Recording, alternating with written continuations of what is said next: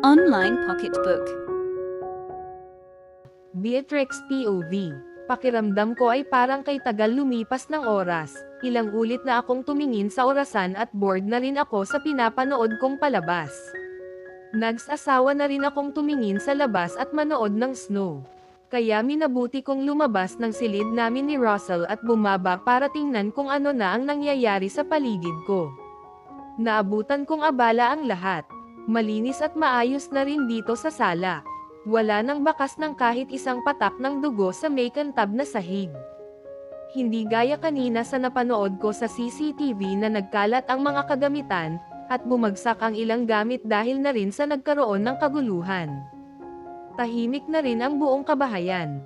Pero may nakikita pa rin akong mga armadong tauhan ni Russell ang nagkalat sa labas ng bahay kahit malamig ang paligid. Walang gaanong pinsala dito sa loob. Hindi gaya sa labas na siyang tinamaan ng dalawang bambang sumabog. Tanging ang tama ng bala sa sofa ang isa sa patunay sa naganap na bar-ilan ang nakita ko ngayon, dahil wala na ang mga dagwang katawan na napanood kong bumagsak sa sahig kanina. "Do you want something, madam?" Narinig kong tanong ng isang babae mula sa likuran ko. Sigurado akong hindi siya si Miss Anna. Dahil hindi ako pamilyar sa tinig niya. Isang maganda at matangkad na babaeng nakasuot ng itim na jeans at mahabang coat ang bumungad sa mga mata ko nang lumingon ako sa likuran ko. Nagulat pa ako, dahil hindi pala siya mukhang Russian gaya ng inaasahan ko. Dahil lahat ng nakita kong mga tauhan ni Russell dito sa Russia ay mga kalahi niya. "Nothing, I am fine," tipid na sagot ko. Tumango lang ang babaeng kaharap ko, pero ramdam kong sinuyod ng mga mata niya ang kabuuan ko. "Are you hurt, madam?" Tanong na naman niya ulit sa akin, kaya mahinang umiling ang ulo ko bilang sagot. "Where's Russell?" Walang kenyating ngiti na tanong ko. "He's busy with all the casualties we had in the basement from the attack, madam," magalang na paliwanag at sagot ng kaharap ko. "Alright, thanks." Tanging nasabi ko, dahil wala naman na akong maisip na ibang sabihin sa kanya. Lihim na pinagmasdan ko ang kaharap ko. Mukhang Asian ang babaeng kausap ko. Itim ang mahabang buhok, matangkad at kahit may sukbit na baril sa bewang at nakasuot ng mataas na boots. Nag-aalangan rin kasi akong makipag-usap sa kanya, lalo na at hindi ako sanay na basta na lang nakikipag-usap sa kahit na sino. "If you need anything, madam, just let me know," sabi pa ng kausap ko. "Okay," maikling sagot ko. Nagpaalam akong pupunta muna sa kusina. Gusto ko kasing kumain ng prutas. Naglalaway ang loob ng bibig ko, kaya kapag ganitong season, natatakam na naman ako. Siguro ay ganito talaga kapag early pregnancy. Kung ano-ano ang pagkaing naisip ko, pero ang nakakatuwa ngayon ay hindi na maislan ang tiyan ko at hindi na ako malimit na nagsusuka. "Good evening, madam," magalang na bati ng unang kasambahay na nakakita sa akin nang pumasok ako dito sa kusina. "Dinner is ready," pilit ang ngiti na sabi ng babaeng bumati sa akin. "Would you like to eat now, madam?" Umiling ako, dahil gusto kong kumain ng prutas. Kailangan ko ito para makabawi ng lakas. Pakiramdam ko kasi ay hindi pa ako nagugutom, kaya wala ako sa mood kumain ng heavy dinner ngayon. "I want to eat some fruits," nahihiyang sagot ko. "Oh, wait for a while, madam. Let me prepare some for you." Magalang na sagot sa akin ng isa sa mga katulong na kausap ko ngayon. Ngumiti ako sa kanya at sumagot, "It's okay. I can do that by myself."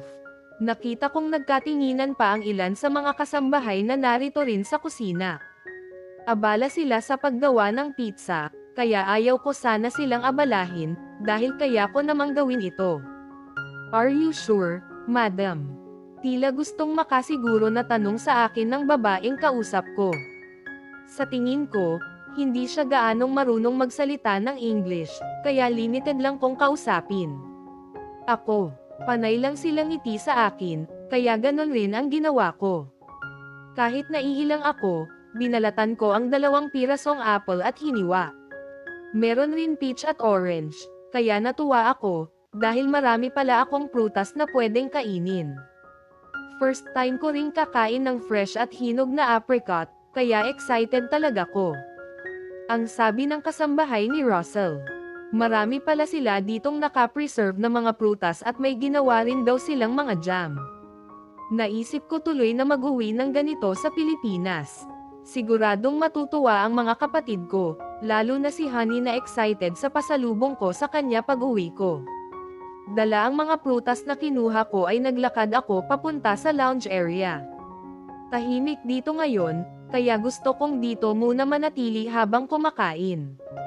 Nagustuhan ko ang lasa ng mga prutas na kinakain ko. Natural na matamis at masarap, kaya halos maubos ko ang laman ng pinggan na dala ko.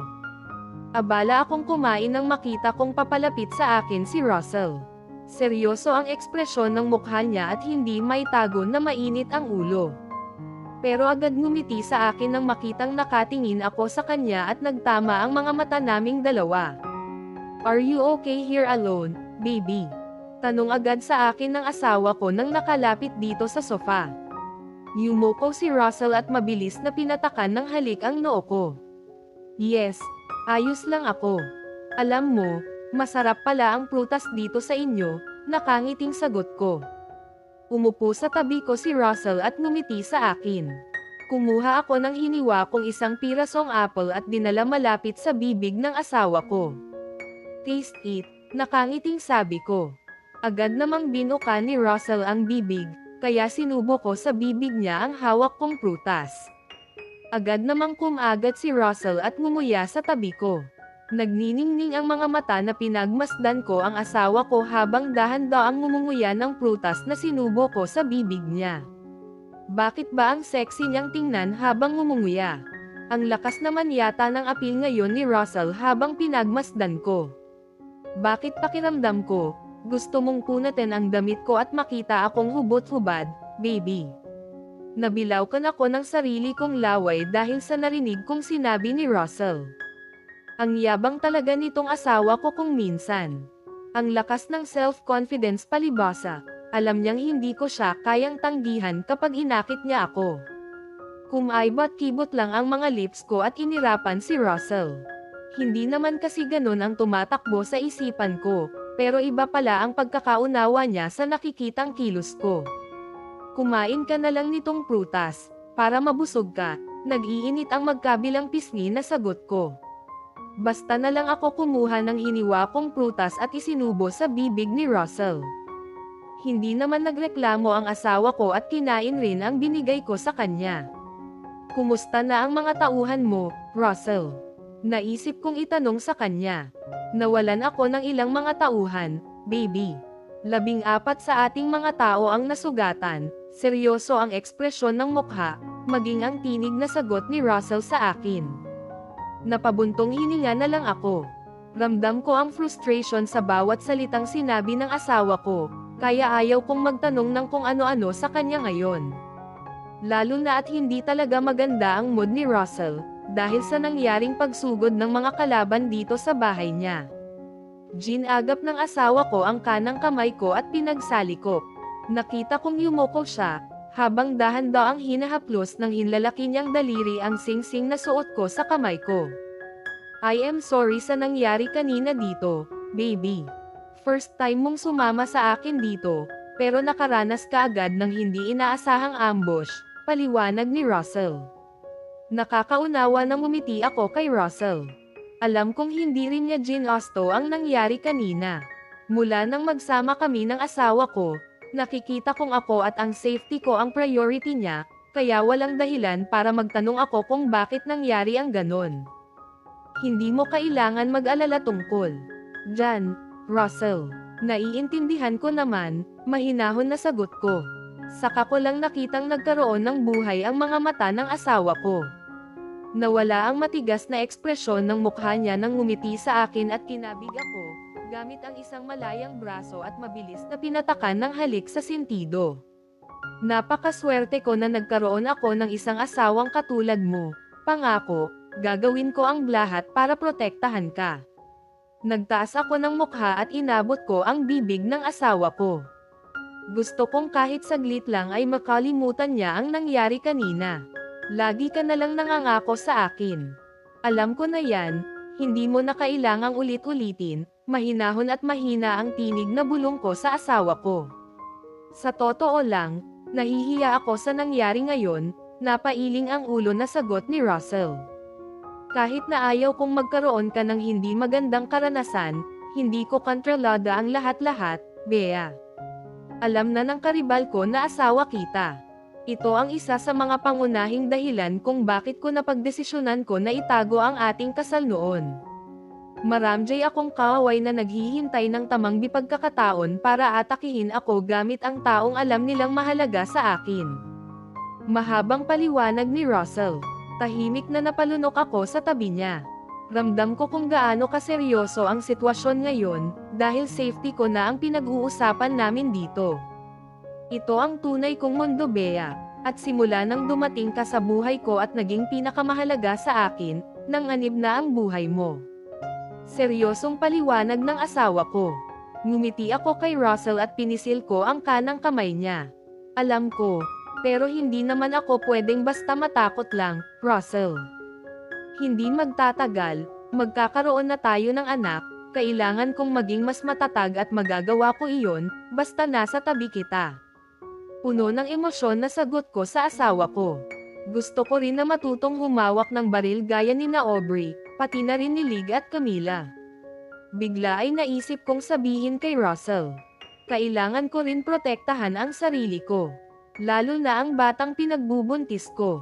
Kaya hindi ako pwedeng maging mahina at pilit na nilalakasan ko ang loob ko. Mapanganib ang mundong ginagalawan ng asawa ko at ngayon ay bahagi na rin ako nito. Wala akong kahit anong kakayahan na protektahan ang magiging mga anak namin laban sa mga kalaban niya. Kaya lakas loob na sinabi ko kay Russell na gusto kong matutong humawak ng baril. Are you sure na handa ka, baby? Tanong ni Russell, kaya tumango ako. Hindi madaling gawin iyon, lalo na at first time mong hahawak ng baril. At isa pa, nagdadalang tao ka, baby. May pag-aalala sa tinig na paliwanag ng asawa ko sa tabi ko.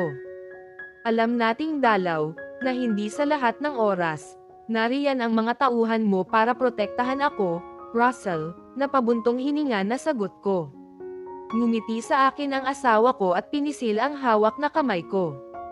Gusto ko na't handa akong turuan ka, pero hindi muna ngayon, baby.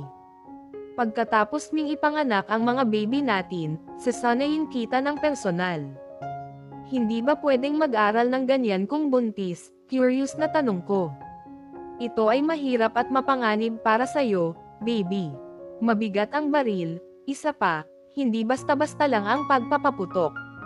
Natatakot ako na baka makaapekto ito sa mga baby natin, agad na paliwanag ni Russell sa akin.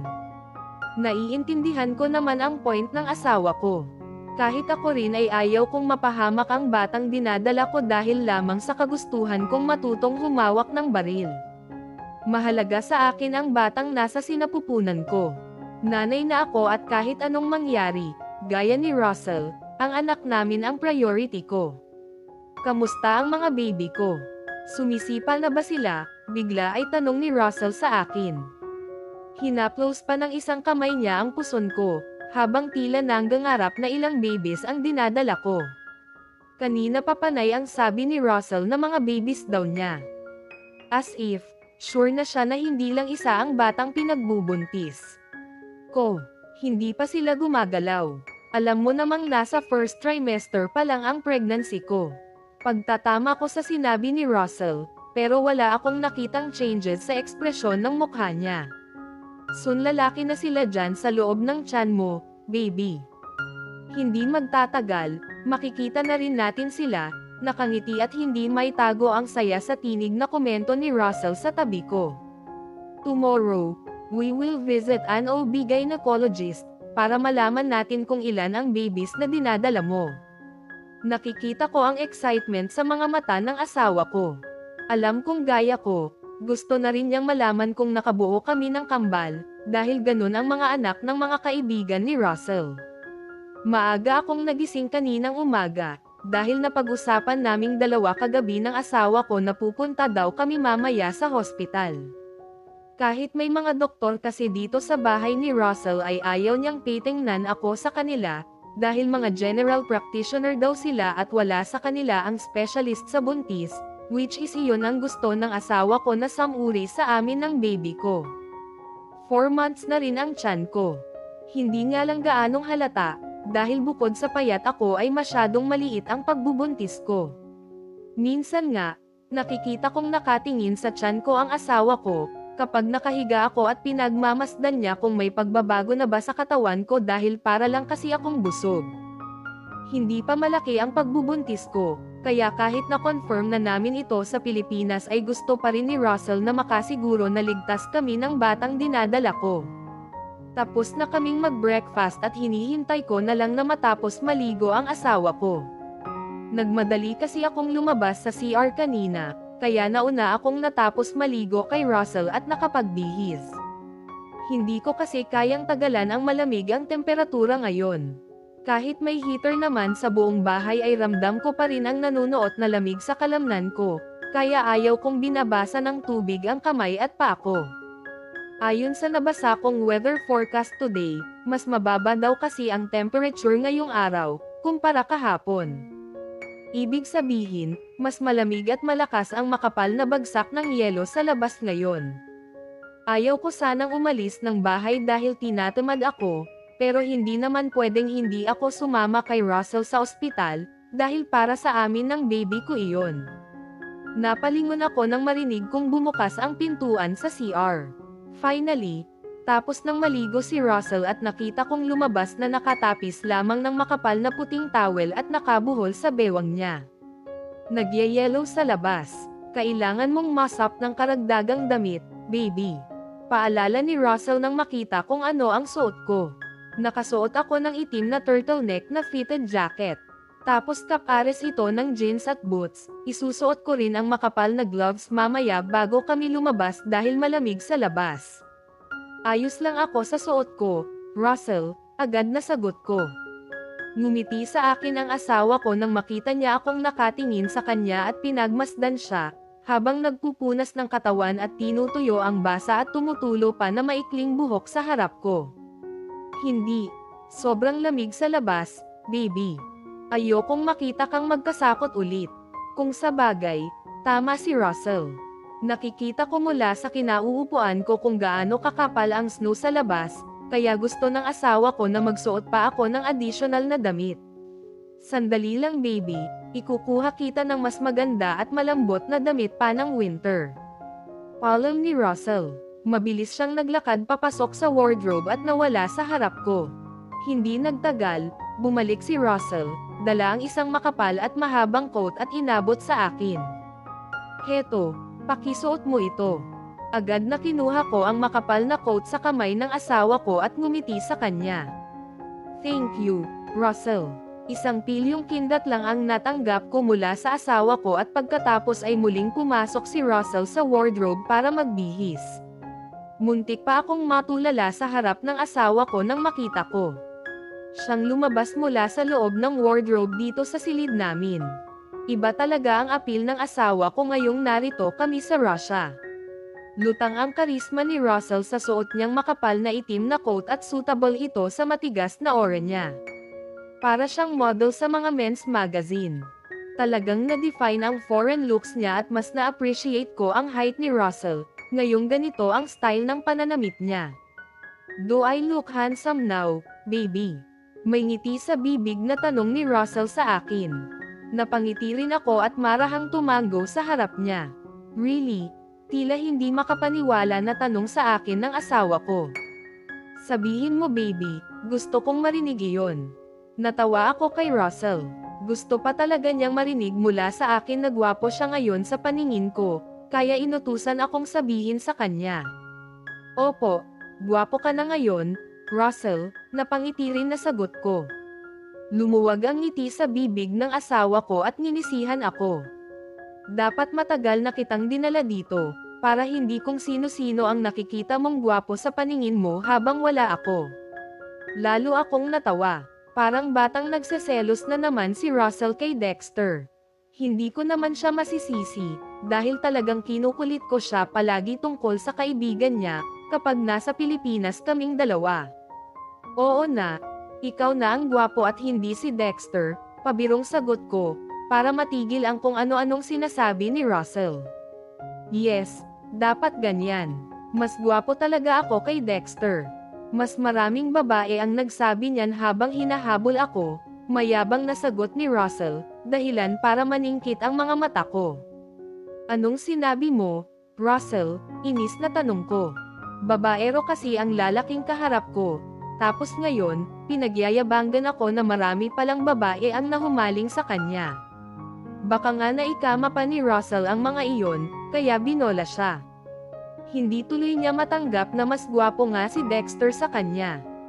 I am sure na nakita ni Russell ang biglang pagbabago ng ekspresyon sa mukha ko, kaya nawala ang ngisi sa bibig niya at natigil sa kayabangan niya. I am just kidding, baby. Tila kinakabahan na sagot ni Russell sa harap ko, sabay lunok nang makita niya kung paano nanliit ang mga mata ko habang nakatingin sa kanya. Tinapunan ko siya ng matalim na tingin. Hindi joke lang ang pagiging babaero mo, Russell, pikan na bulyo ko sa kanya. Mabilis talagang mag-init ang ulo ko, lalo na kapag gaya ngayon na niyayabangan niya ako tungkol sa mga babae niya. Malanding lalaki, nakakainis talaga siya kung minsan. Proud pa kasi ang pasaway na asawa ko sa pagiging babaero niya noon. Malilate na tayo, baby. Mangyaring isuot ang biyong Amerikana at maghanda, sabi ni Russell bilang pag-iiba sa usapan naming dalawa. Inirapan ko siya at padabog na inabot ang malambot at makapal na coat sa tabi ko. Walang imak na isinuot ko ito, pero dahil hindi ako sanay gumamit ng ganito kakapal na jacket ay nahihirapan ako.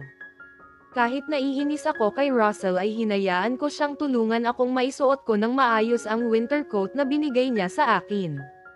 Ngayon ko lang din napansin na meron na pala itong kasamang hood nang buksan ni Russell ang zipper sa likuran, sa tapat ng balikat ko at nilagay sa ulo ko. Pakiramdam ko tuloy ay para akong binalot na suman dahil sa patong-patong na suot ko. Nakakapanibagong kumilos. Hindi pa ako komportable na magsuot ng ganito, pero dahil winter at masyadong malamig ang panahon ay wala akong ibang option kung hindi isuot ito.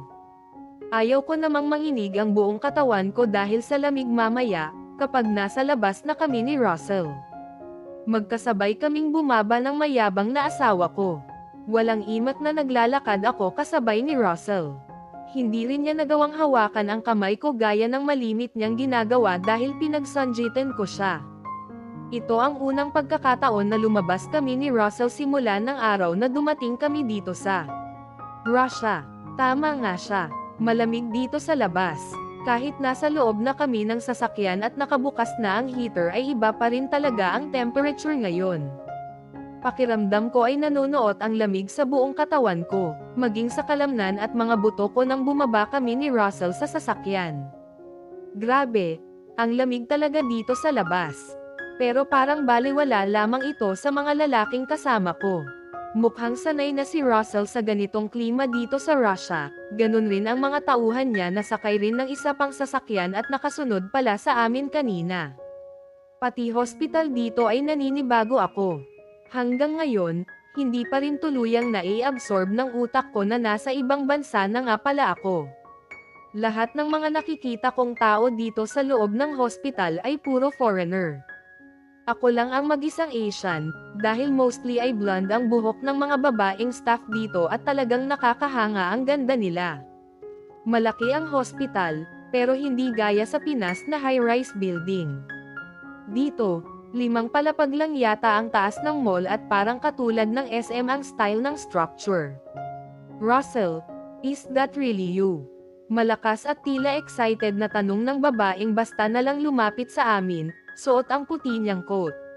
Malaki ang ngiti sa bibig ng babaeng nakatingin sa asawa ko at pagkatapos ay bumaling ang mukha sa akin na para bang nagtatanong ang mga mata kung sino ako at bakit kasama ako ni Russell. How are you? Tanong pa ng doktor kay Russell. Mabilis na kinabig ako ng asawa ko at agad na pumulupot ang braso niya sa katawan ko. Hinapit ako ni Russell sa bewang palapit sa kanya at pagkatapos ay sinagot ang tanong ng doktor na kausap niya. I am fine. I am a happily married man now. Bigla ay napatingin sa akin ang kulay blue na mga mata ng babaeng kaharap namin. Harapan niyang tiningnan ang mukha at katawan ko at pagkatapos ay muling nagtanong sa asawa ko. O kailan pa? Hindi ko alam na kasal ka na pala Russell, tanong pa ng doktor. Mukhang magkakilala sina Russell at ang babaeng kausap niya. Ramdam ko ito habang nag-uusap silang dalawa sa harap ko at ipakilala ako ng asawa ko sa babaeng kaharap namin. Cassandra, meet my wife, Beatrix. Walang pag-aalinlangan na introduce sa akin ni Russell sa kausap. Ngumiti sa akin ang babae. Akala ko makikipagkamay siya, pero nagulat ako nang bigla na lang ay niyakap ako ng magandang doktora na kaharap ko at pagkatapos ay magiliw na ngumiti sa akin. Well, hindi ako nagulat na ayaw niya nang bumalik dito. Pinili ni Russell na manatili sa Asia, dahil meron ng isang babae na siya ang dahilan kung bakit nanatili si Russell doon at maging isang mahusay na asawa. Sabi ng babaeng kaharap namin, pero sa akin naman nakatingin ang matalim na mga mata. Mukhang bihasa sa English ang doktor na kaharap namin. Kahit matigas ang pronunciation niya ay nagawa naman niyang magsalita ng straight, at hindi gaya ng mga kasambahay na naroon sa bahay ni Russell. Bukod sa maikli lang sila kung magsalita sa harap ko sa tuwing binabati nila ako ay nahihirapan rin akong unawain sila. May pagkakataon pa nga na pinag-iisipan ko muna kung ano ba talaga ang ibig nilang sabihin. Stop it, Cassandra. Gawin mo ang bitrabaho mo dito, at itigil ang pagiging maingay tungkol sa aking personal na buhay. Walang kang itingiti at masungit na sabi ni Russell sa kaharap. Nawala ang ngiti sa bibig ng babaeng kausap namin at tinaasan ng kilay ang asawa ko. May narinig pa akong sinabi ni Russell, pero hindi ko na naunawaan, dahil nagsalita ito gamit ang lengguwahe nila dito sa Russia. I am not interested in your personal life, Russell. I am not even jealous that you finally had a wife, but don't forget that you also have a son with me, mataray na sagot ng babaeng nasa harap namin. Nagulat ako sa narinig ko at napatingin kay Russell, pero hindi ako nagtanong sa kanya tungkol dito. Dagdag ero si Russell noon, bago ko siya nakilala at hindi ito ang unang pagkakataon na may narinig akong babaeng nagsabing nabuntis niya at may anak silang dalawa. Alam mo naman na hindi mo ako maloloko, Cassandra. Alam nating dalawa na hindi ako ang ama ng anal mo. Pumayag akong suportahan siya, pero hindi ibig sabihin na yan. Tinanggap ko siya bilang sarili kong anak pagkatapos mo akong lokohin, madilim ang mukha na sagot ni Russell. Meaning, ex-girlfriend pala siya ni Russell. Nakita ko kung paano natigilan ang doktor na tinawag ni Russell na Cassandra. Awang ang bibig na napakurap ito at hindi agad nakapagsalita. Sinamantala naman agad ito ng asawa ko. Hinawakan ako sa pulsuhan ni Russell at inaya ng umalis na dahil naghihintay ang doktor na susuri sa akin. Naiwan namang mag-isang nakatayo sa gitna ng hallway dito sa hospital ang babaeng basta na lang lumapit sa amin at sinabing may anak silang dalawa ng asawa ko. Kung dati ay agad na nagagalit ako sa asawa ko kapag may narinig akong ganito, pero iba na ngayon. Nanahimik lamang ako. Walang kahit anong salita ang narinig mula sa akin si Russell at hindi rin ako nagtangkang magtanong sa kanya tungkol sa babaeng iyon. Hinayaan ko lang silang mag-usap na dalawa sa harap ko at pinakinggan ko ang pinag-uusapan nila. May tiwala ako kay Russell at alam kong kahit anong mangyari ay hindi siya nagsisinungaling sa akin tungkol sa bagay na ito. Kahit pala dito sa Russia, habulin talaga ng mga babae ang lalaking kasama ko. Tahimik lang si Russell at hindi nagsasalita habang naglalakad kami papunta sa kung saan. Sa harap ng saradong pintuan at may nakasulat na pangalan ng isang doktor kami humantong ni Russell. Ipapaliwanag ko sa iyo ang lahat mamaya sa bahay, baby, tila kinakabahan na sabi ni Russell nang tumingin ako sa kanya bago pumasok sa bumukas na pintuan. Nagkibit balikat lamang ako at marahang humakbang papasok sa pribadong silid ng doktor na susuri sa akin. I am sure, na kinakabahan na si Russell dahil tahimik ako ngayon, pero hindi naman talaga ako nagseselos. Kahit naghubad pa ang bruhang doktor na iyon kanina sa harap ni Russell ay malaki ang tiwala kung hindi siya madadala sa tukso, dahil alam kong faithful sa akin ang asawa ko. Napatunayan ko na nasa akin ang loyalty ni Russell. Alam ko kung gaano ako kahalaga sa kanya at kung ano ako sa buhay niya. Kaya walang dahilan para ikagalit ko ang ganitong bagay, lalo na at nangyari iyon, bago pa ako dumating sa buhay niya. Thanks to Tito Seb, dahil natuto na ako.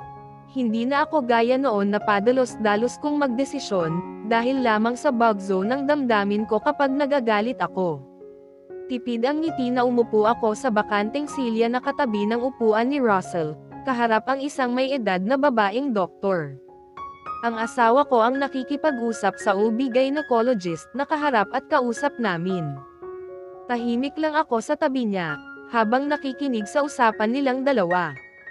English sila kung mag-usap dahil gusto ni Russell na aware rin ako sa kung ano ang pinag-uusapan nilang dalawa. Mabuti na lang at marunong rin magsalita ng English ang doktor, at base sa nakikita ko, sanay siyang makipag-usap gamit ang ganitong lengguwahe dahil mas nauunawaan ko kung ano ang sinasabi niya. May kasama kaming nurse dito sa silid. Bata pa siya at sa tingin ko ay hindi naglalayo ang edad namin. We will run a test and ultrasound on your wife, sir, sabi ng doktor na samuri sa akin, matapos niyang tanungin ang ilang personal details ng pagbubuntis ko. Ngumiti sa akin ang doktor habang kinukunan ako ng blood pressure ng nurse na katabi ko, at nagsimulang magtanong tungkol sa mga nararamdaman ko ngayon during my first trimester ng pregnancy ko. How do you feel, Mrs.? Madalas ka bang samuka? Minsan, ngunit hindi gaano doktor. Maikling sagot ko. Ipinaliwanag ko sa kanya kung ano ang naging experience ko ng mga nakaraang buwan, lalo ang pagiging sensitive ng pangamoy ko, dahilan kaya nagsusuka ako sa umaga. Huwag mag-alala, ito ay isang karaniwang senyales ng pagbubuntis, Mrs. Sagot ng doktor na hindi ko kayang i-pronounce ng maayos ang mahabang pangalan. Ang hirap kasing i-pronounce. Nakasulat naman ito sa nameplate sa ibabaw ng kanyang table, pero doktor lang ang kaya kong sabihin. Come, let's do the ultrasound, sabi ng doktor. Dahan-daang tumayo ako. Kinakabahan kasi ako ngayon, lalo na at ito ang unang pagkakataon na malalaman namin ni Russell kung ilan nga ba ang baby sa loob ng tiyan ko, at kung pwede na bang makita ang gender niya. Ang sabi naman ng OB-gynecologist ko, may tendency daw na malaman na namin kung ano ang gender ng bata. Pero hindi pa ito 100% accurate, dahil nasa early months of pregnancy pa lang naman ako. Lakas loob na humiga ako sa kama. Matapos kong habarin ang makapal na damit na suot ko at nagsuot ako ng hospital gown na binigay ng nurse sa akin. Warm naman ang temperature dito sa silid, kaya hindi ko ramdam ang lamig. Nagsimula nang gumalaw ang kamay ng doktor sa ibabaw ng tiyan ko, gamit ang puting aparato. Hindi ko alam kung ano ang tawag dito, basta nakikita kong common na ginagamit ito sa pag-ultrasound ng buntis. Here we go. Nakangiting sabi ng doktor na nakatayo sa gilid ng kamang hinihigan ko. Napatingin ako sa screen sa harap namin, ganun rin si Russell na nakatayo malapit sa yulunan ko at hawak ang isang kamay ko. Ramdam ko ang panlalamig ng kamay ni Russell habang mahigpit na magkasalikop ang mga palad naming dalawa. Nakikita ko ang excitement sa kilos ng asawa ko habang naghihintay kami ng results. Congratulations! Kambal ang anak nyo. Masayang balita sa amin ng doktor. Bigla ay namasa ang mga mata ko. Napalunok pa ako. Ramdam ko kasi ang namuong laway sa loob ng bibig ko. Tapos halos bamara ito sa lalamunan ko dulot ng halo-halong emosyon na nararamdaman ko sa mga oras na ito. Kambal, mahina at halos pabulong na tanong ni Russell. Mukhang hindi pa rin siya makapaniwala sa narinig. Kung emosyonal ako, mas grabe pa ang emosyon na nakikita ko ngayon sa asawa ko. Yes, sir. Meron na tayo ngayong future CEO at future president ng ospital na ito. Sagot ng doktor na samuri sa akin. Ngayon ko lang napagtanto na pag-aari pala ni Russell ang hospital na ito. Kaya pala marami siyang in-house doctor at anytime ay pumupunta sa bahay kapag tinawagan niya, dahil galing dito. Ang kanilang kasarian, makikita ba natin? Tanong agad ni Russell sa kausap. Ikinalulungkot ko, ngunit hindi namin matutukoy iyon sa ngayon. Sagot ng doktor at pinaliwag na hindi pa daw kasi ito makita sa posisyon ng mga bata sa loob ng tiyan ko. Bigla ay yumoko si Russell at mabilis na niyakap ako. Wala siyang pakialam sa paligid, kahit may kasama kaming doktor at nurse dito sa silid ng halikan niya ako sa lips. Kambal ang anak natin, emosyonal na bulong sa akin ng asawa ko. Napasigok na ngumiti ako sa kanya. Naluluha ako. Hindi ko mapigilan ang nararamdaman ko. Basta yamakap rin ang malayang braso ko kay Russell, habang mahigpit na magkasalikop ang kaliwang mga kamay namin. Lamapat ang halik ng asawa ko sa kaliwang pisngi ko at pagkatapos ay mahinang bamulong malapit sa punong tenga ko. Thank you, baby. I love you so much. Napangiti ako. Pinisil ko lang ang mukha ni Russell at sinabing pakawalan na niya ako, para matapos na kami dito sa hospital at makauwi na kami sa bahay. Nakakahiya rin kasi sa mga kasama namin dito sa silid. Mga nakangiti sila at pinapanood kaming dalawa ng asawa ko. Nakikita tuloy nila kung paano naglalambing sa akin kanilang masungit na boss. Kinausap ni Russell ang doktor, maging ang nurse na kasama namin. Isa lang ang naunawaan ko nang marinig ko ang sinabi ng asawa ko sa dalawang kaharap niya, na confidential daw ang pagpunta namin dito at walang ibang dapat makaalam kung bakit narito kami. Hindi ko na naunawaan ang iba pang sinabi ng asawa ko dahil ibang lengguwahe na ang gamit ni Russell habang kausap ang nurse at doktor na kasama namin dito sa silid. Maingat na bumangon ako at ainal-alayan ng asawa ko. Nahihiya ako sa mga kasama namin, kaya sinabi kong kaya ko nang magbihis at maupo na muna siya sa labas. Masyadong attentive at caring ang asawa ko sa akin. Wala siyang pakialam, kahit may ibang tao ang narito sa silid at kasama namin. Ako ang nahihiya, dahil hindi ako sanay na ganito ang treatment sa akin ni Russell sa harap ng ibang tao. Nadatnan kong may mga kahon ng gamot ang nasa ibabaw ng lamesa ng doktor na samuri sa akin. Sinabi niyang additional vitamins ko daw ang mga ito, much better kumpara sa mga vitamin na iniinom ko araw-araw. Binigyan niya ako ng list kung alin ang iinuman ko sa umaga at gabi. Detailed naman ang pagkakasulat, kaya hindi ako nahirapang basahin. Lumabas agad kami sa private room ng OB-gynecologist na samuri sa akin. Sabi ni Russell, isa siya sa pinakamahusay na doktor dito sa hospital at sa Amerika pa nag-aral. Maganda daw ang medical facility ng hospital na pag-aari niya. Hindi lang dito sa Moscow, kung hindi pati na rin sa ibang region. Hindi na talaga maabot ng isip ko kung gaano kayaman ang asawa ko. Tama nga nang sabihin ni Russell na siya ay mayaman, pero hindi ko naman alam na kabilang pala siya sa tinatawag na super rich. Russell, uuwi na ba tayo? Bigla ay naisip kong itanong sa asawa ko. May gusto ka bang puntahan? Tanong rin niya pabalik sa akin.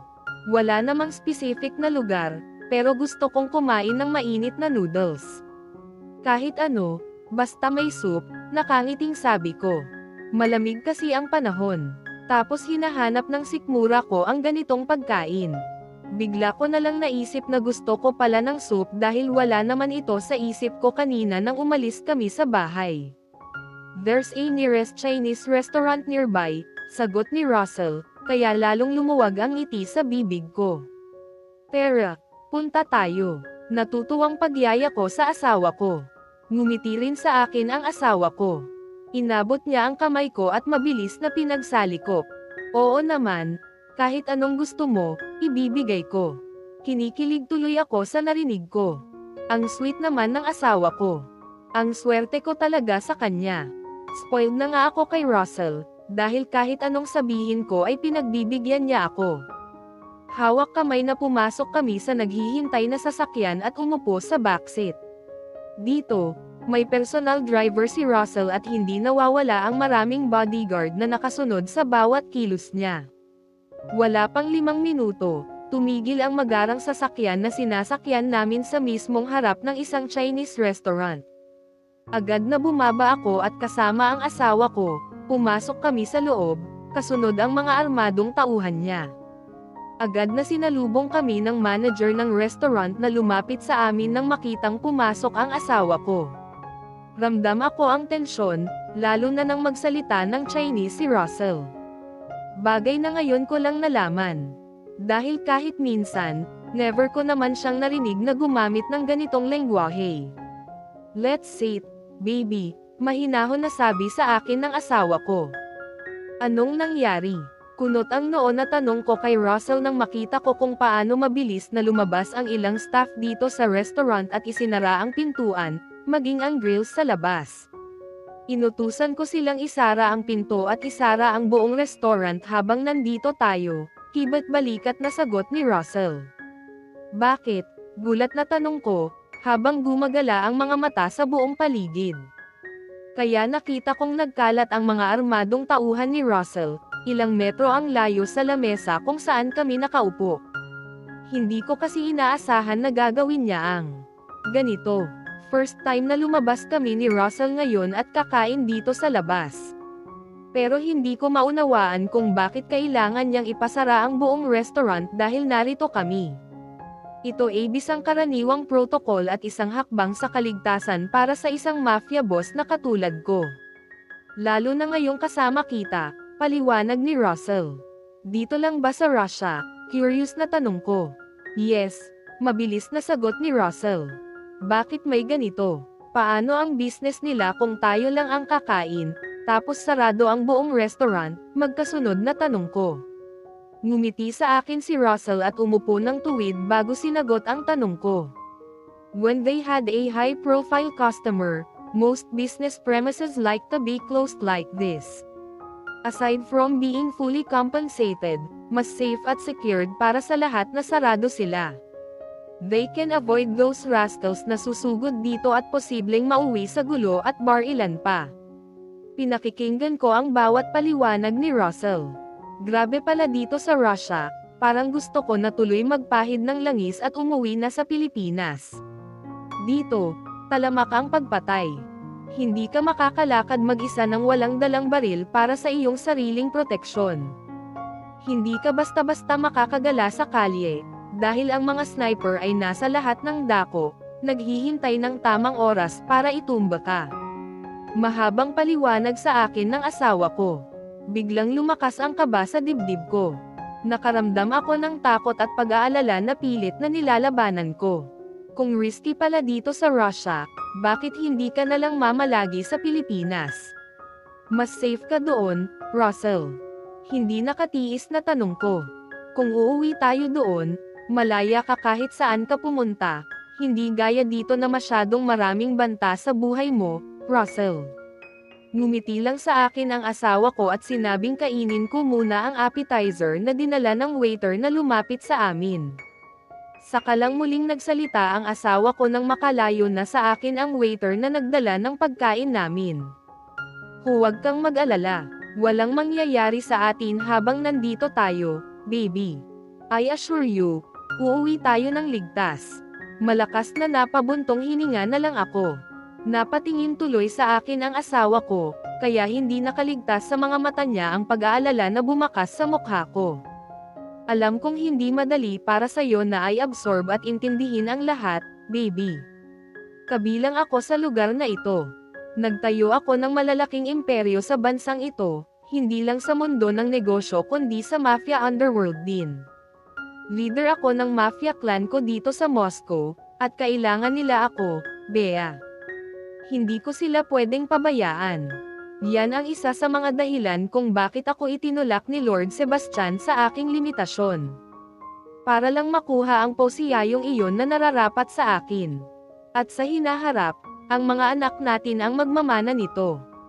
Pinakikinggan ko ang mahabang paliwanag ni Russell. Hindi lang pala negosyo ang dahilan kaya lagi siyang abala at kung sino-sino ang tinatawagan niya sa gabi. Nakakatakot nga ang mundong ginagalawan ng asawa ko, pero hindi ako pwedeng maging mahina, kaya dapat ay laging handa ako at malakas ang loob ko. Wala bang ibang pwedeng mamahala sa mafia clan mo, Russell? Para kahit paano, mabawasan naman ang banta sa buhay mo, lakas loob na tanong ko. Tinitigan ako sa mga mata ng asawa ko, kaya naibaba ko tuloy ang hawak ko na tinidor at hindi ko nagawang isubo ang noodles na kinuha ko. Ilang ulit na humugot ako ng malalim na buntong hininga habang hinihintay na sagutin ni Russell ang tanong ko. May malayo akong kapamilya, pero hindi siya kabilang sa bloodline ng angkan ko. Kapag nalaman ng mga minister na bibitawan ko ang posisyon, tiyak na lilikha ito ng kaguluhan. Yung mga branch leaders ng mafia na nag-aamon sa kaangyarihan ay tiyak na makikipag-away sa ibang leader para umangat ang posisyon. Magulo, mapanganib para sa lahat ng leaders kapag bumitaw ako, at iyan ang iniiwasan ni Lord Sebastian, kaya gusto niyang ako ang may control sa lahat ng mafia branches under on my control all over here in Russia. Naunawan ko ang point ni Russell. Malaking responsibility pala ang nasa balikat niya, kaya hindi ako pwedeng maging selfish at utusan siyang iwan ang posisyong hawak niya. Kaya lang, bilang asawa niya at ngayon ay dinadala ko ang mga anak namin ay hindi ko maiwasang huwag nakaramdam ng takot at kaba para sa safety nila. Sa loob ng mahigit isang linggo na narito kami ni Russell sa Moscow ay naging napakahigpit ng security measures sa paligid ko at labas ng bahay. Simula nang dumating kami galing hospital, may personal bodyguard ako at iyon ay si Lin. Ang isang Taiwanese national na nagtatrabaho pala kay Russell. Siya rin ang babaeng agad na lumapit sa akin at nakausap ko last week nang nagkaroon ng bar-ilan dito sa bahay. Ang sabi ng asawa ko, top agent daw niya si Lin, at isa sa mga trusted na mga tauhan, kaya pinapunta dito sa Moscow para personal na makasama ko. Wala siyang Filipino staff dito. Pero hindi rin ako nagdemand nang tanungin ako ni Russell kung gusto ko daw ba na magpadala siya ng tauhan galing sa Pilipinas. Mabilis lumipas ang araw. 10 days na kami dito sa Russia ngayon. Maayos naman ang lahat at hindi na muling naulit ang pagsugod dito sa bahay ng kung sino sa mga kalaban ni Russell. Katatapos ko lang makausap ang mga kapatid ko at natutuwa akong masigla si Riza at marunong na rin daw mag-drive si Vito, ayon sa kwento ni Alona. Gaya ng dati, alas 4 pa lang ng hapon, pero madilim na ang paligid. Ganito daw talaga kapag winter season, tapos matagal rin sumikat ang araw sa umaga. May pagkakataon rin na lumalabas ako sa bakuran at napagkatuwaan ko na maglaro ng snow. Tuwang-tuwa ako sa maputing, kulay at malamig na pakiramdam sa tuwing dadakat ako at gagawa ng snowball. Nagsawa na akong manood at kumain ng prutas. Busog na rin kasi ako, lalo na at maraming dinalang apricot kanina si Miss Anna. Nalaman niya kasing nagustuhan kong kumain ng crunchy na apricot. Ayaw ko ng malambot na. Gusto ko yung naghahalo ang tamis at asim, kaya hindi pa gaanong mga hinog na prutas ang hinatid ng kasambahay ni Russell dito sa akin kanina. Inabot ko ang cellphone ko. Wala na akong matawagan sa Pilipinas ng ganitong oras dahil madaling araw na. Ayaw ko namang kulitin si Georgina dahil alam kong abala siya sa bar ng ganitong oras. Nag-scroll na lang ako sa social media account ko. Wala namang gaanong ganap dahil hindi naman ako mahilig mag-post ng update tungkol sa personal kong buhay. Ayaw kong mag-post tungkol sa personal life namin ni Russell. Lalo na at alam kong risky sa safety ko kung gagawin ko iyon. Ganon rin sa mga taong nasa paligid namin, kaya minabuti kong i-private ang account na gamit ko. Mabagal lumipas ang oras. Naidlap na pala ako dito sa sofa habang nanonyag at bukas ang malaking TV na nakadikit sa dingding. Malamig rin kasi, kaya nakakatamad kumilos at masarap matulog, lalo na at may nakabalot na malambot at makapal na kumot sa katawan ko. Nagising lang ako nang naramdaman kong lumapat sa noo ko ang mainit na halik ng asawa ko. "Kamusta ka na?" malambing na tanong ni Russell. Nakaupo pala siya sa sahig at nakasandal ang likod sa gilid ng sofa, habang nakaharap sa akin at pinagmasdan ako. Kanina ka pa, inaantok na tanong ko. Hindi naman, mga kalahating oras pa lang, malumanay na sagot ng asawa ko. Napatingin ako sa smart clock na nakasabit sa dingding. Past 8 o'clock na pala ng gabi, ito ang usual na dating ni Russell kapag umuuwi siya dito sa bahay. Kamusta naman ang araw mo, Russell? Malambig na tanong ko sa asawa ko.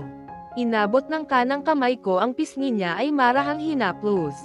Gusto ko kasi ang pakiramdam ng bagong shave at magaspang na pisngi niya sa palad ko, kaya natutuwa akong gawin ito kapag nasa tabi ko siya.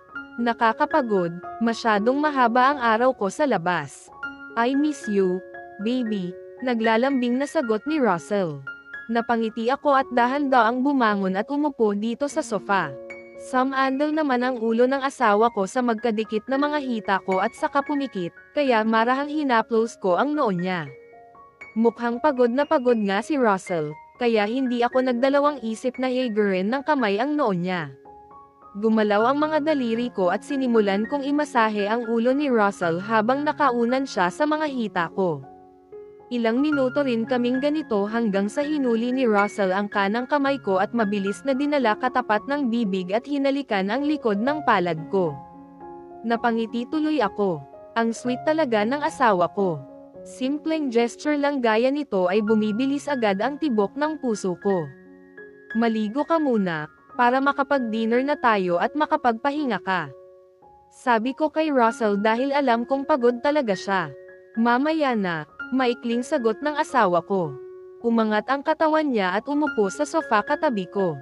Bigla akong tinabig ni Russell at hindi na ako tumutol nang halikan niya ako sa sentido at pagkatapos ay sumiksik ang mukha sa pagitan ng balikat at leeg ko.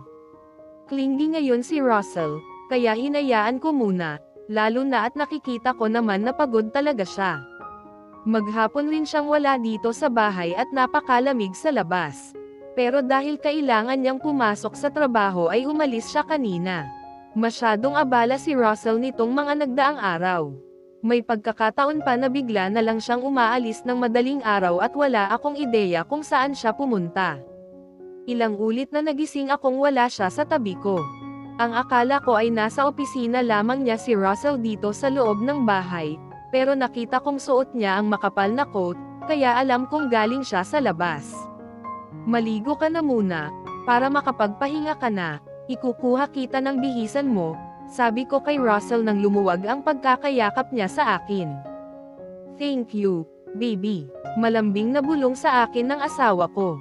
Ngumiti ako sa kanya at tinawid ang gahiblang pagitan ng mga mukha namin.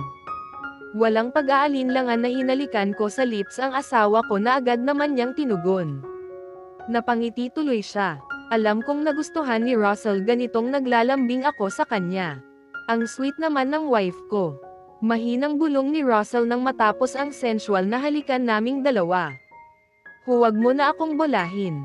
Maligo ka na at gutom na ako, may ngiti sa bibig na sagot ko. Yes, boss, mabilis na sagot ni Russell at parang sundalo na sumaludo sa akin. Ayaw ni Russell na nagugutom ako, kasi ganun rin daw ang mga babies sa loob ng tiyan ko. Kahit pagod ay agad tumayo ang asawa ko at mabilis pumasok sa CR. Naiwan tuloy akong mag-isa dito sa sofa, katabi ang cellphone niya.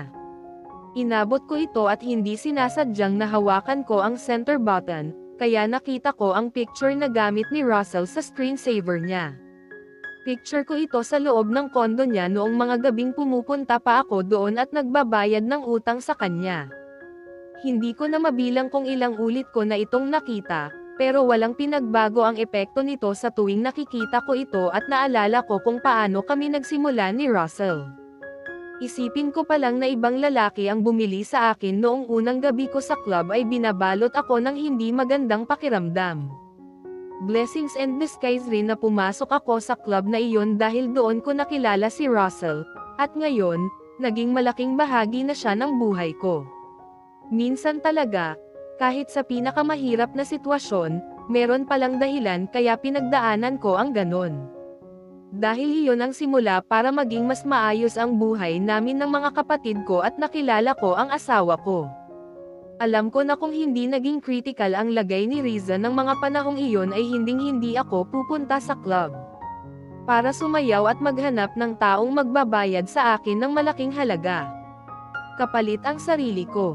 Hawak ko ang cellphone ni Russell nang biglang tumunog ito at nakita kong tumatawag si Dexter.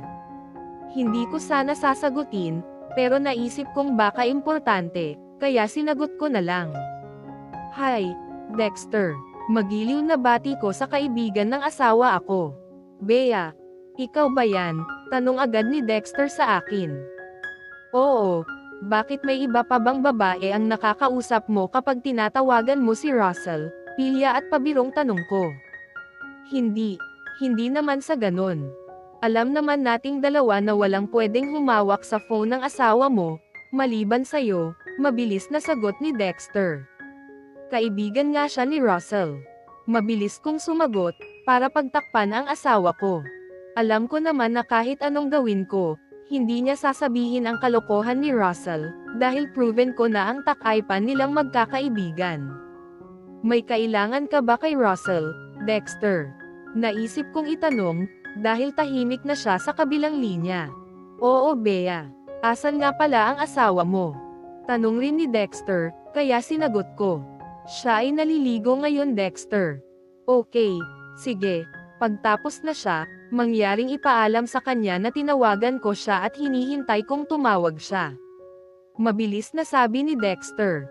Mukhang may mahalagang bagay na pag-uusapan na naman silang dalawa, kaya hindi na ako nagtanong pa. Mostly kasi ay tungkol lang naman sa trabaho at negosyo ang topic nila palagi. Kumusta na si Aubrey at ang mga babies ninyo? Naalala kong itanong kay Dexter. Sinabi ni Dexter na okay naman daw sila.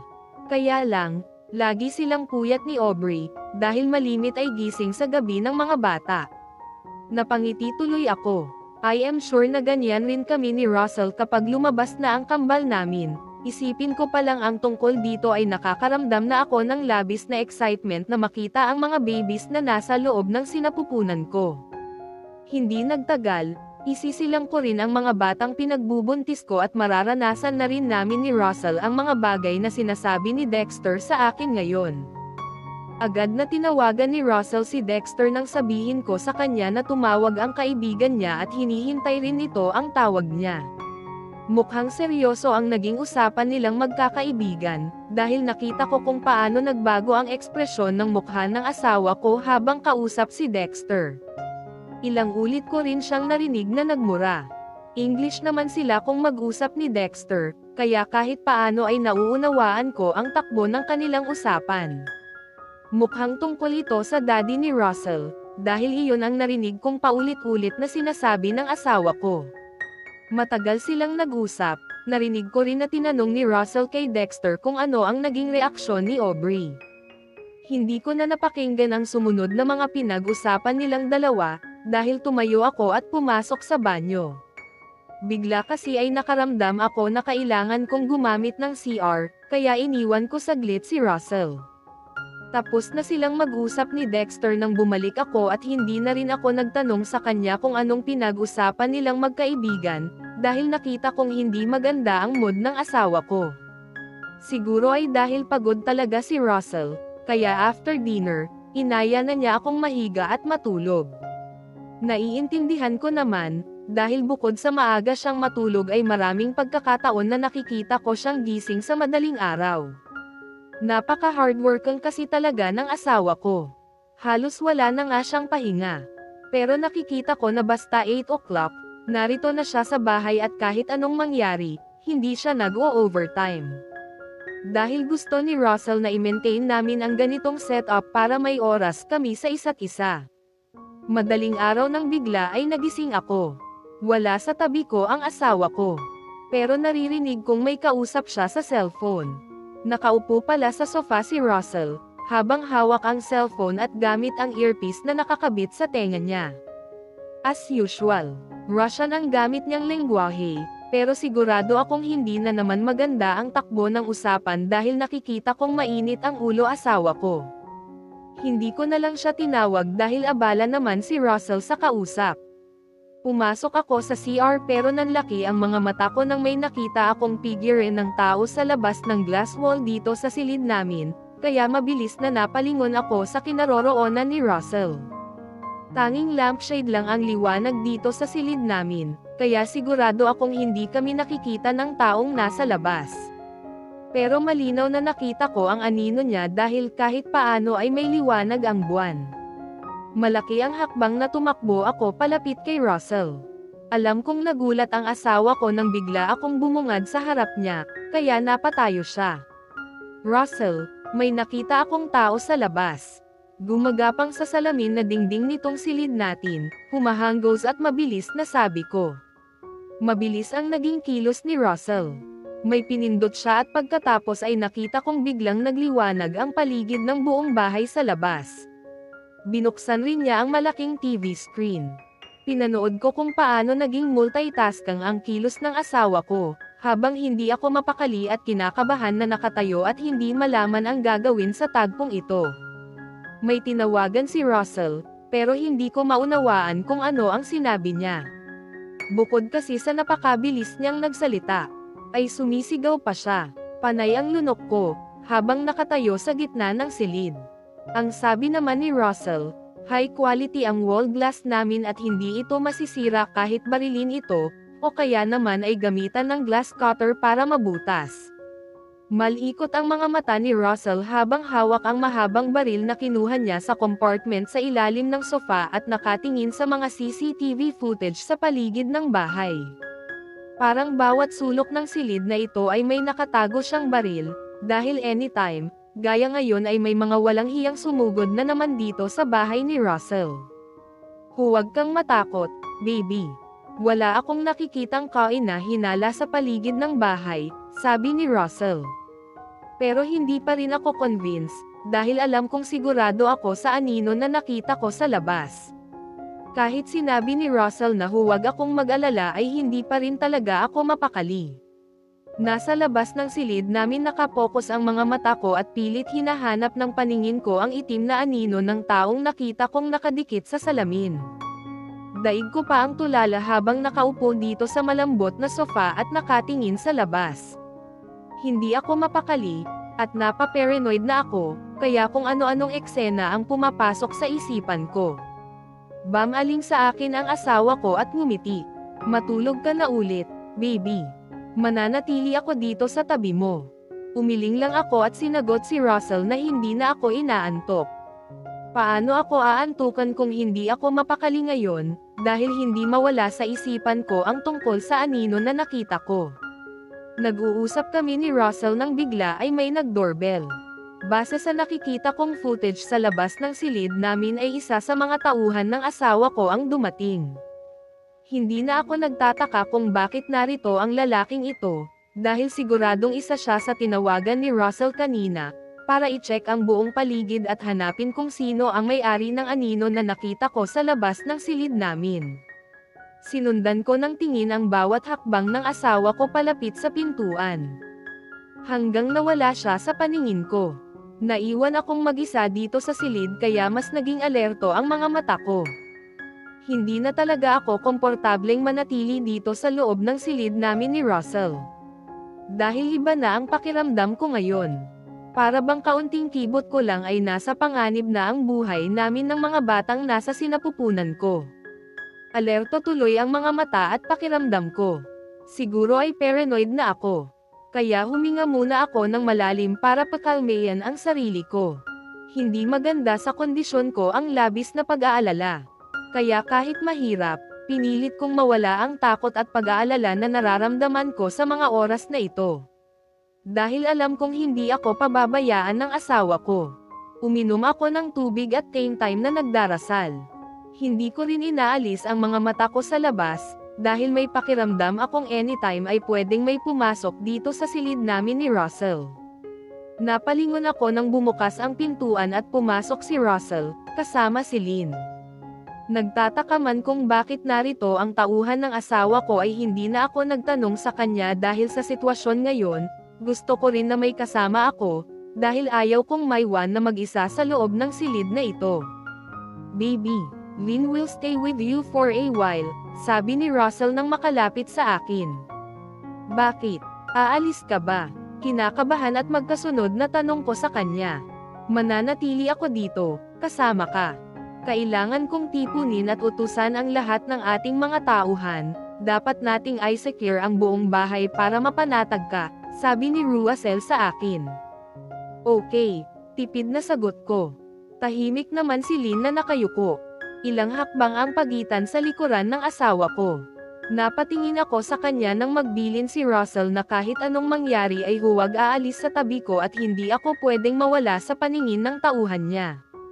Nakakatakot ang nakita kong ekspresyon sa mukha ng asawa ko nang sabihin niyang buhay ni Lynn ang kapalit kapag may hindi magandang nangyari sa akin habang nasa poder niya.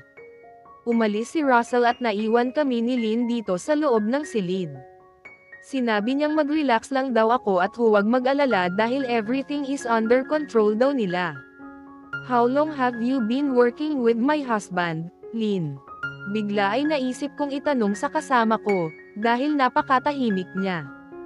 Ang awkward kasi sa pakiramdam na para kaming mga tuod dito sa loob ng silid at hindi nag-uusap.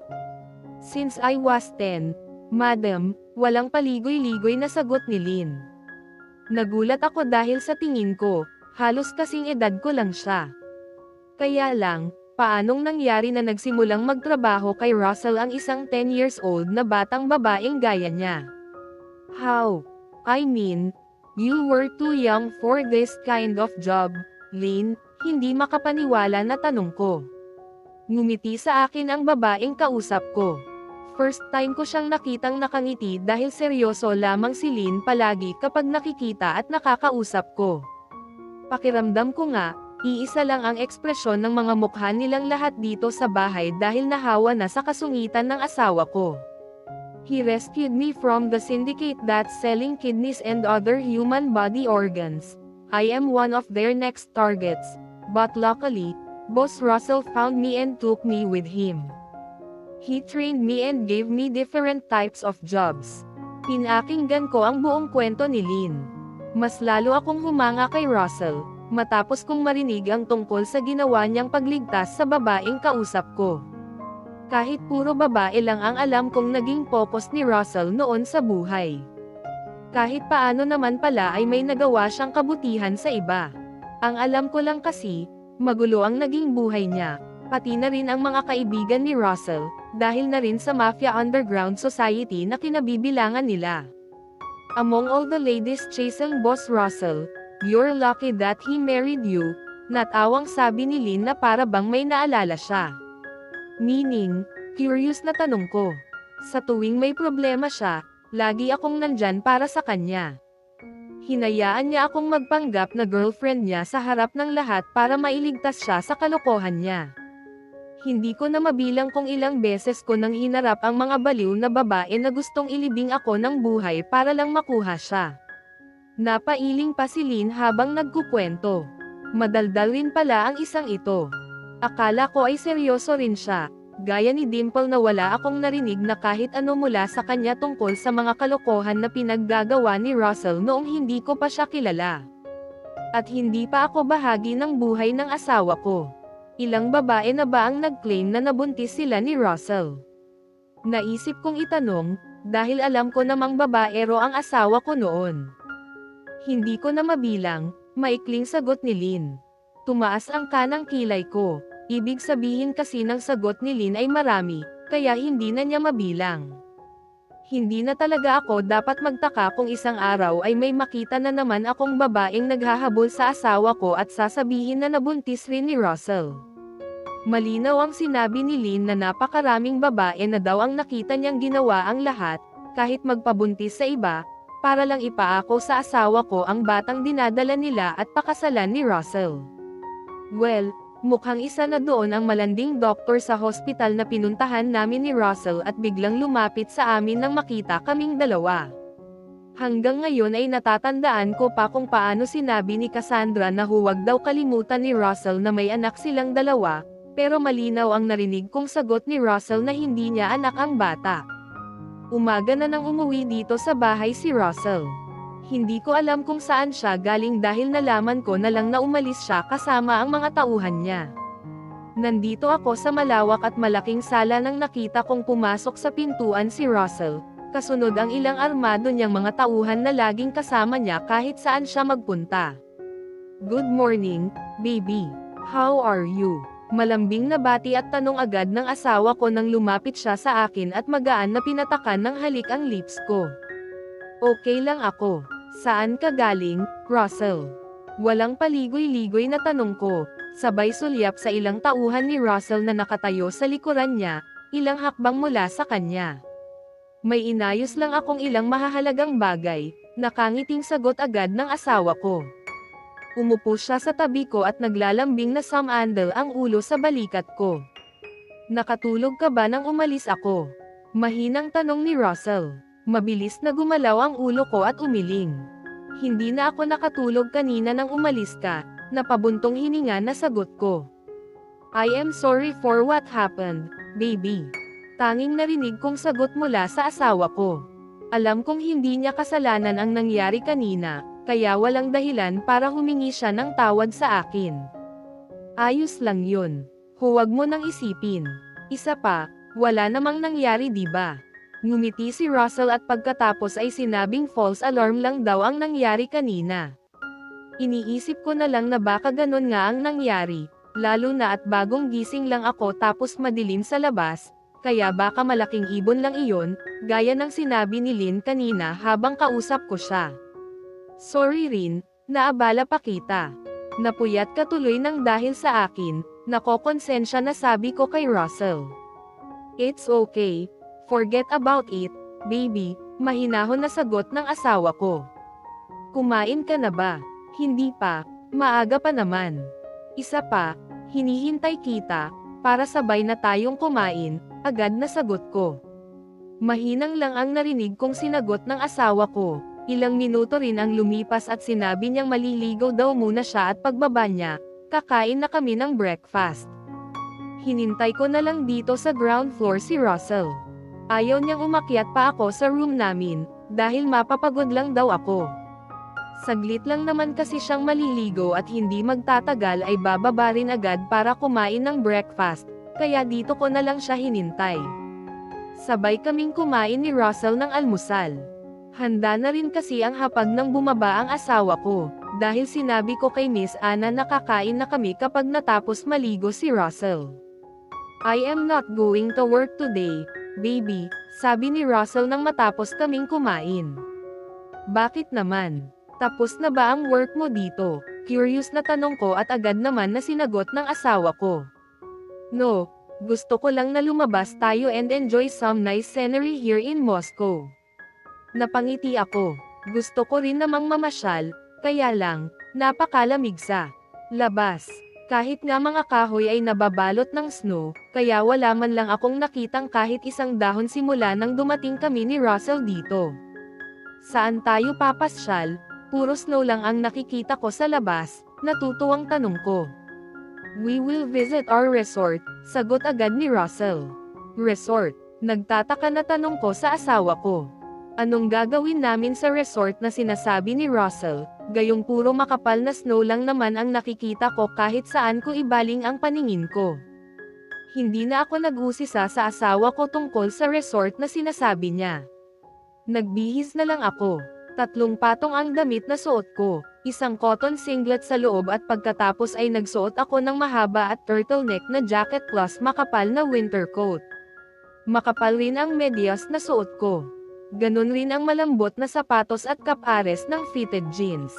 Para daw ito sa ganitong klima dahil malambot ang loob nito kaya hindi ko gaanong ramdam ang lamig nang lumabas kami ni Russell at sumakay sa loob ng itim at mataas na sasakyan.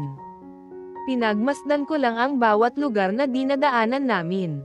Mahigit kalahating oras rin ang lumipas nang tumigil ang magarang kotseng sinasakyan namin sa loob ng isang malaking building. "Wow! Ang ganda naman dito." Humahanga na sabi ko kay Russell, habang magkahawak kamay at magkasabay na naglalakad kaming dalawa. Purong salamin ang disenyo ng buong building. High quality rin at mukhang katulad sa mga high-end na 5-star hotel ang entrance, maging ang loob. Bumaling sa akin ang asawa ko at ngumiti.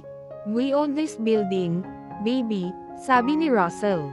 Hindi na ako nagtataka sa sinabi niya, dahil alam ko naman kasi na afford niya. "So is this your resort?" Curious na tanong ko dahil nasa itaas ito ng bundok, pero wala naman akong ibang nakitang kakaiba sa buong lugar. Mas mukha pa nga itong shopping mall at hindi resort. Puro escalator paakyat at pababa ang nakikita ko nang suyurin ng mga mata ko. Kahit saan ko ibaling ang paningin ko ay maraming tao ang nakikita kong pakalat-kalat dito. Tapos sa labas naman kanina ay ilang bus ang kasabay naming dumating at maraming mga bumabang pasahero. Hindi pa nito ang resort, isa ito sa ating mga pangunahing terminal na papunta sa ating resort, paliwanag agad ni Russell. Nakakahanga. Grabe, terminal pa lang pala ito.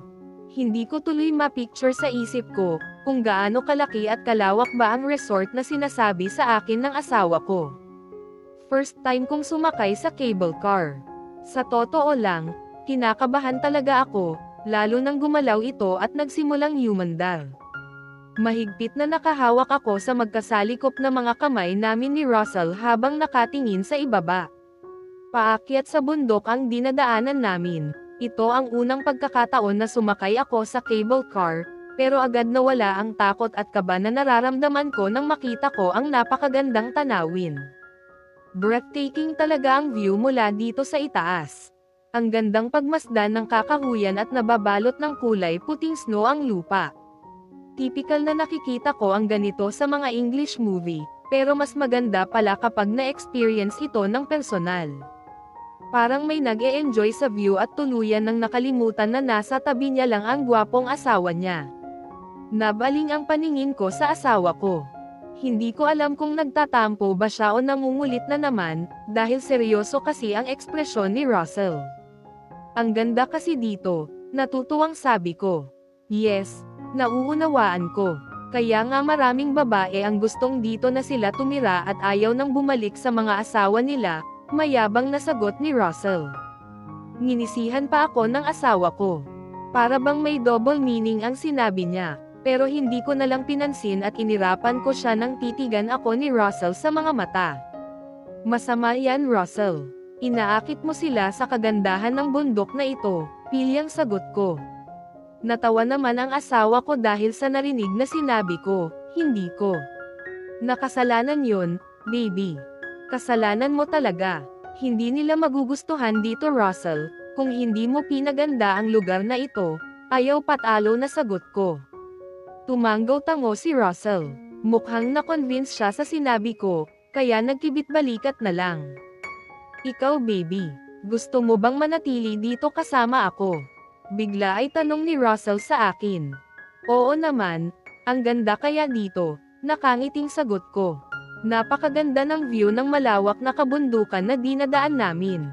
Pero mas humanga ako sa structure ng malaking resort na pag-aari ni Russell nang makarating kami.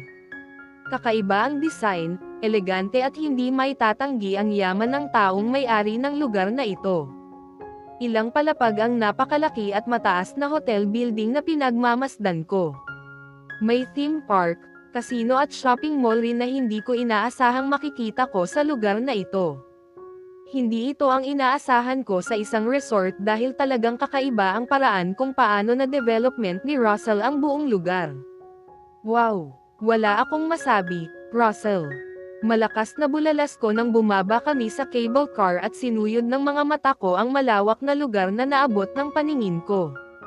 "Pag-aari mo ba ang lahat ng ito?"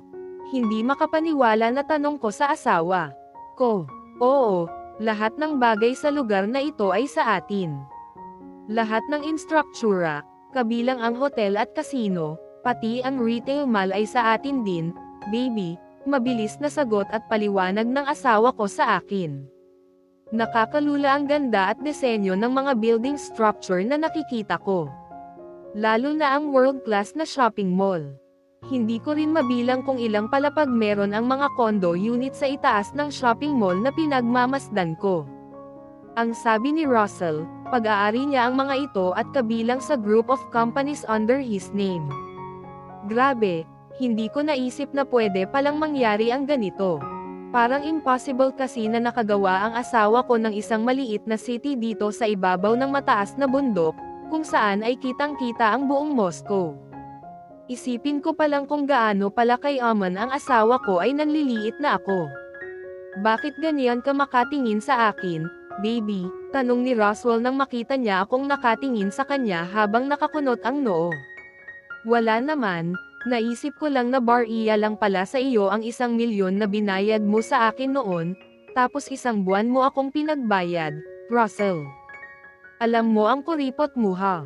Napairap na sagot ko. Nginisihan ako ni Russell at pagkatapos ay umakbay sa balikat ko ang braso niya. Tatawa-tawa ang loko dahil mukhang naalala rin niya kung ano ang naging setup naming dalawa sa loob ng 1 buwan na sinisingil niya ako sa utang ko sa kanya.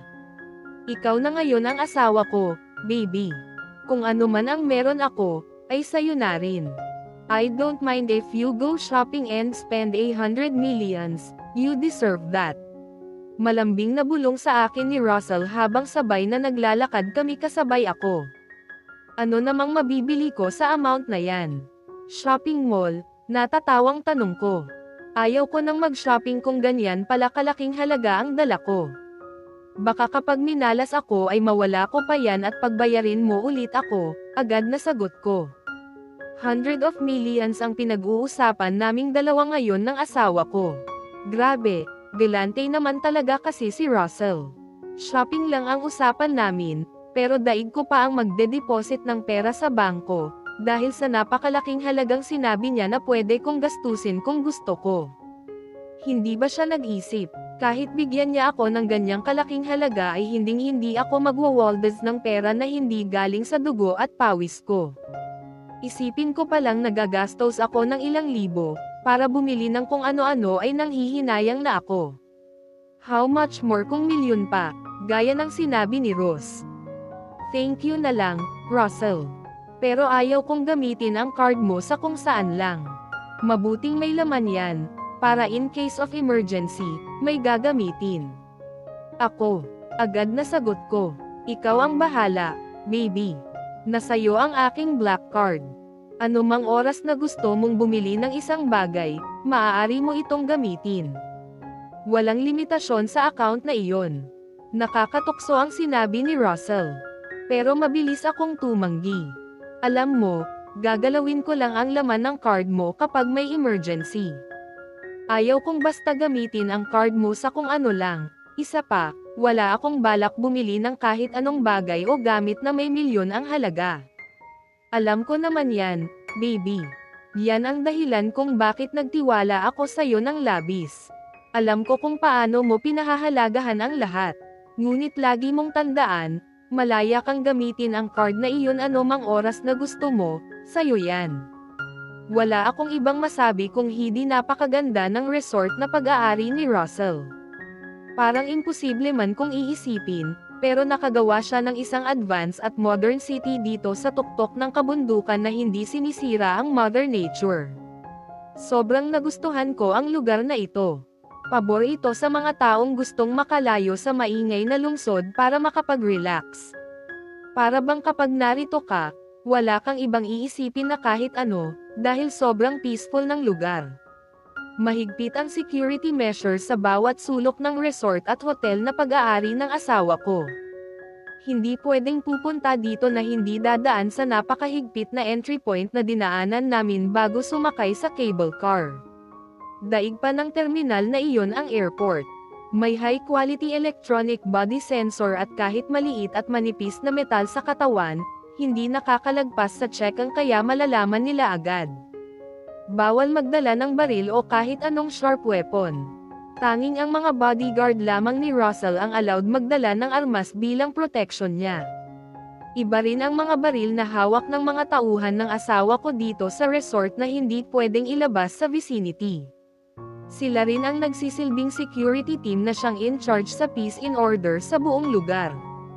Talagang sinisiguro ng asawa ko ang safety ng bawat turista na pupunta dito, At ang iba nga ay halos dito na daw naglalagi dahil nagustuhan nila ang tahimik na lugar na ito. Genius si Russell, hindi lang pala sa negosyo, kung hindi maging sa technology. Ang akala ko noon ay babaero lang ang asawa ko at walang pakialam sa mundo.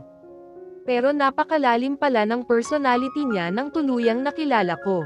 Baby, gusto mo bang mag-skating? Malambing na tanong ni Russell sa akin. Hindi naman ako marunong, agad na sagot ko. Don't worry, kasama mo ako. Tutulungan kita hanggang sa matuto ka. Napangiti ako dahil sa narinig kong sinabi ni Russell. Gusto ko ang ideya niya, kaya sumang-ayon ako sa suhestyon niya. Nandito kami sa top floor ng building ng hotel na pag-aari rin ng asawa ko. Mula dito, natatanaw ko ang napakalawak na kabundukan na nababalot ng makapal at puting snow. Excited akong bumaba sa theme park. Ang daming rides at nakita kong maraming activity rin sa labas, kaya mas lalo akong nakaramdam ng excitement. Hindi na ba tayo magpapalit ng damit? Naisip kong itanong sa asawa ko. Hindi na kailangan, baby, sagot agad ni Russell. Okay na ang suot mo. Since siya naman ang mas nakakaalam kung ano ang mabuti, hindi na ako nagtanong pa sa kanya. Hawak kamay na bumaba kami at pagkatapos ay pumunta sa theme park. Ang lawak ng buong resort, dito pa lang, baka kulang na ang oras namin maghapon, kaya agad na nagsimula kami ni Russell na sumakay sa ilang rides. Baliwala sa akin ang malamig na temperature dahil talagang nag-e-enjoy ako. Para kaming mga bata ni Russell na naglalaro at na-enjoy namin ang lugar na ito. Ilang ulit akong nadulas nang subukan kong mag-skating. Ako ang kusang sumuko at umayaw dahil pakiramdam ko, hindi safe para sa amin ng babies ko kung paulit-ulit na babagsak ako sa snow. Hindi naman ito threat sa amin dahil malambot ang makapal na snow, pero bilang nanay, kailangan ko rin mag-ingat kahit pa nakaalalay naman sa akin palagi ang asawa ko. Napagod ka ba? Tanong ni Russell habang pareho kaming nakaupo at pinagmamasdan namin ang mga batang naglalaro ng snow. Oo, humihingal na sagot ko. Katatapos ko lang tumakbo at tumalon-talon dahil hinabol ako ng maliit na Arctic brown squirrels. Ang cute niya, pati ang balahibo, nakakatuwa na hindi siya takot sa tao at mukhang nasanay na dahil sabi ni Russell. Iniinggatan daw kasi ang animal welfare dito kaya kahit nagtayo siya ng resort sa itaas ng bundok ay inaalagaan pa rin ng company niya ang Mother Nature. Mas lalo akong humanga sa asawa ko. Maganda ang vision niya at hindi lang tungkol sa pera. Binuo ko ito para sa ating magiging anak. Gusto kong magkaroon sila ng buhay na hindi ko pa naranasan. Narinig kong sabi ni Russell habang pinagmamasdan ang mga batang naglalaro ng snow. Nauunawaan ko kung ano ang pinaghuhugutan ng asawa ko. Hindi naging masaya ang childhood life niya, kaya gusto niyang bumawi sa magiging mga anak namin.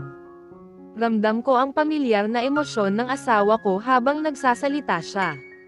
Nababasa ko rin ang lungkot sa mga mata at mukha ni Russell, sa tuwing pinag-usapan namin ang tungkol sa usaping pamilya. Tahimik akong nagdasal sa Diyos, na sana ay may magagawa ako, para kahit paano, maibsan ang lungkot na nararamdaman ni Russell sa tuwing nakikita ko siyang ganito. Gumalaw ang mga braso ko at walang pag-aalinlangan na yamakap sa katawan ng asawa ko. Sumiksik rin ang mukha ko sa leeg niya at niyakap siya ng mahigpit. Ramdam ko kung paano pumulupot ang kanang braso ni Russell sa bewang ko at gumanti ng mahigpit na yakap sa akin. Hindi rin nakaligtas sa pakiramdam ko kung paano siya nagpakawala ng isang malalim na buntong hininga at pagkatapos at hinalikan ako sa ulo. Nilalamig ka ba? Malambig na tanong sa akin ng asawa ko.